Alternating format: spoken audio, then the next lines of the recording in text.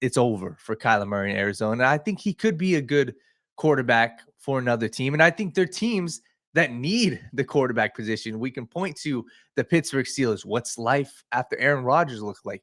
We can point to the New York Jets. What do they do with all those picks? We can point to the Miami Dolphins. It's clear they're not sold on Tua. There's too many quarterback needy teams for the Arizona Cardinals to just continue to hold on to Kyler Murray and keep putting their hopes behind him. So I think Kyler is talented, but the fact of the matter is this guy has been injury prone. This guy has been consistent, and he has not led a winning team in Arizona for multiple seasons. So I'm out on Kyler Murray in Arizona, and I really, to be honest, I want to see him on another team. And I think a team could potentially give up at least a first-round pick, if not a couple first-round picks for Kyler Murray.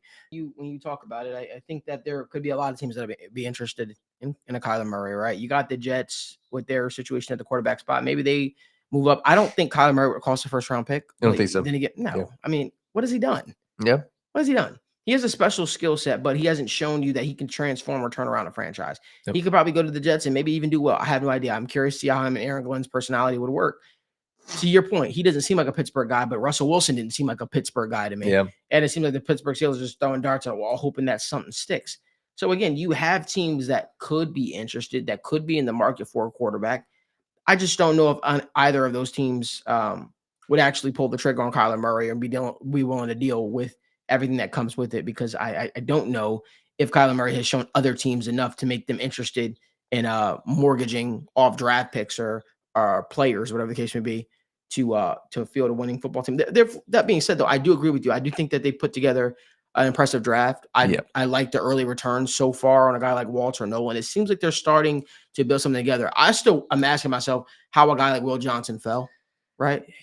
You know, especially when you think about there were so many corner needy teams. That's it, corner needy teams. Yeah. Can't speak today.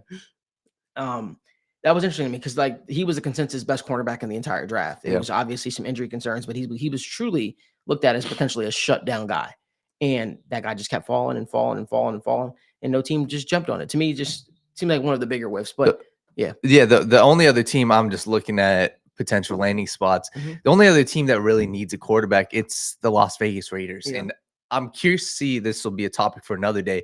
I don't know what they do, because there's a chance. I know they signed Pete Carroll. I don't know how long Pete Carroll will be here. They have been terrible, and he only signed a 3-year contract. I'd be curious. I don't know if their regime necessarily would feel like Kyler is that type of player, and that's the guy that they want to build around. But the Raiders are a team, they are going to need a quarterback. Geno Smith has been otherworldly bad this year. He's only signed to a 2-year contract. They're probably going to have a top 10 pick, but I don't know if they're going to buy into one of these quarterbacks.